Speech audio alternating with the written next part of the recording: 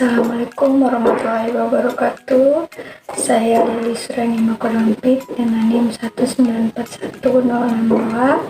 Di sini saya akan membawakan materi tentang ruang lingkup manajemen sumber daya manusia. Yang pertama adalah pengertian sumber daya manusia. Manajemen sumber daya manusia merupakan pengakuan tentang pentingnya tenaga kerja organisasi sebagai sumber daya manusia yang sangat penting dalam memberi kontribusi bagi tujuan-tujuan organisasi dengan penggunaan beberapa fungsi dan kegiatan untuk memastikan bahwa sumber daya manusia tersebut digunakan secara efektif dan adil bagi kepentingan individu, organisasi, dan juga masyarakat.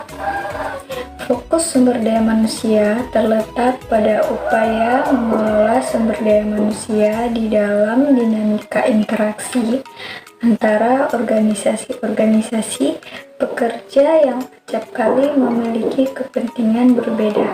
Yang kedua adalah fungsi-fungsi manajemen sumber daya manusia. Terdapat beberapa fungsi manajemen sumber daya manusia yang akan saya paparkan. Ada 5 fungsi. Yang pertama adalah perencanaan untuk kebutuhan sumber daya manusia. Yang kedua adalah staffing.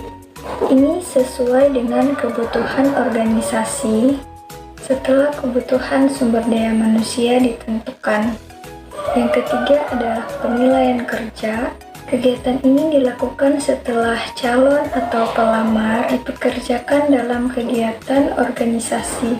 Yang keempat adalah kualitas pekerja dan juga lingkungan kerja. Dan yang kelima adalah pencapaian efektivitas hubungan kerja. Hal ini terjadi setelah kebutuhan tenaga kerja telah terisi dan organisasi kemudian mempekerjakannya, memberi gaji, dan juga memberikan kondisi yang akan membuat dia merasa tertarik dengan pekerjaan tersebut. Assalamualaikum warahmatullahi wabarakatuh. Perkenalkan, nama saya Nifa Mukoginta dengan NIM 1941046. Baiklah, di sini saya akan melanjutkan pembahasan yang telah dijelaskan di awal oleh teman saya tentang materi kelompok 1 kami, yaitu ruang lingkup manajemen sumber daya manusia. Saya akan menjelaskan 2 pembahasan terakhir, yaitu tentang tujuan SDM atau sumber daya manusia dan juga ruang lingkup MSDM atau manajemen sumber daya manusia. Langsung saja saya akan menjelaskan 2 pembahasan terakhir, yaitu tentang tujuan SDM dan juga ruang lingkup MSDN atau manajemen sumber daya manusia. Baiklah, langsung saja. Yang pertama adalah tujuan SDM, di mana kami mengambil 2 pendapat, yaitu pendapat Kusway dan juga Scholar et al., di mana Kusway memberikan 7 tujuan utama dalam sumber daya manusia. Pertama, 1. Memberi perkembangan kebijakan SDM untuk memastikan bahwa SDM memiliki pekerja yang bermotivasi dan juga berkinerja tinggi. Kemudian yang kedua adalah mengimplementasikan dan menjaga semua kebijakan prosedur SDM yang memungkinkan organisasi mencapai tujuannya. Kemudian yang ketiga adalah membantu dalam pengembangan arah keseluruhan organisasi, khususnya dalam implikasi SDM. Keempat, memberi dukungan dalam kondisi yang akan membantu manajer mencapai tujuannya. Kelima, menangani berbagai krisis dan situasi sulit dalam bekerja untuk memungkinkan mereka tidak menghambat organisasi dan juga tujuannya. Keenam, menyediakan media komunikasi antara pekerja dan juga manajemen organisasi. Kemudian yang ketujuh adalah bertindak sebagai pemelihara standar organisasional dan nilai dalam manajemen sumber daya manusia. Sementara pendapat kedua, menurut Scholar et al., ada 3 tujuan utama dalam sumber daya manusia, yaitu yang pertama 1. Memperbaiki tingkat produktivitas, kemudian kedua, memperbaiki kehidupan pekerja, dan yang ketiga, meyakinkan bahwa organisasi telah memiliki aspek-aspek legal. Baiklah, kita masuk pada pembahasan terakhir, yaitu ruang lingkup MSDM atau ruang lingkup manajemen sumber daya manusia. Ruang lingkup sumber daya manusia atau manajemen sumber daya manusia, di mana yang pertama itu bidang pekerjaan pertama adalah perencanaan sumber daya manusia yang meliputi kegiatan perencanaan kualitas maupun kuantitas.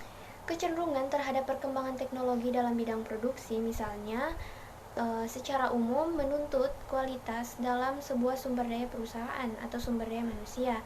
Agar dapat melakukan peramalan yang baik dalam manajemen sumber daya manusia, memerlukan apa yang disebut dengan environmental steering system, yaitu suatu sistem pemantauan situasi dan kondisi lingkungan usaha serta penyediaan data-data dan informasinya kepada manajemen sumber daya manusia.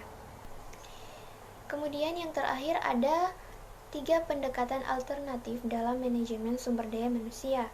Yang pertama adalah pendekatan mekanistik, di mana pendekatan ini menjelaskan bahwa sumber daya manusia harus diberi pekerjaan yang sangat sederhana, terstruktur, kemudian terspesialisasi agar efisiensi dalam kinerja itu semakin mencapai titik yang maksimum. Kemudian yang kedua ada pendekatan ergonomis, di mana pendekatan inilah yang merancang pekerjaan berdasarkan dimensi fisik tubuh manusia. Kemudian yang ketiga atau yang paling terakhir adalah pendekatan motivasional, di mana perancangan harus didasarkan pada job karakteristik model atau suatu pekerjaan akan memotivasi dan memberikan kepuasan kerja pada sumber daya manusia. Mungkin hanya itu penjelasan pembahasan terakhir dari saya, yaitu tentang tujuan SDM maupun manajemen ruang lingkup manajemen sumber daya manusia. Kurang lebihnya saya mohon maaf. Terima kasih.